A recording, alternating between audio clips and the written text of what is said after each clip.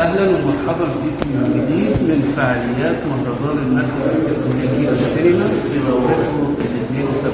في اليوم الأول وفي حفل الافتتاح شهدنا بعض التكريمات كان مكرمين مجموعة من الممثلين والممثلات، منهم أحمد فؤاد سليم، هالة صدقي، ماجدة زكي، ومجموعة تانية من كبار نجوم الفن. ومش بس كده، كرم بشكل مميز كل من جميل برسوم والفنان ناجي سعد والإعلامي عمرو الليثي.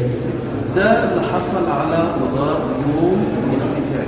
كمان خلال الأيام اللي فاتت حصل عرض مجموعة من الأفلام المتميزة، وكان منها فيلم 19 ب، فيلم أنف وثلاث عيون، ومجموعة تانية من الأفلام.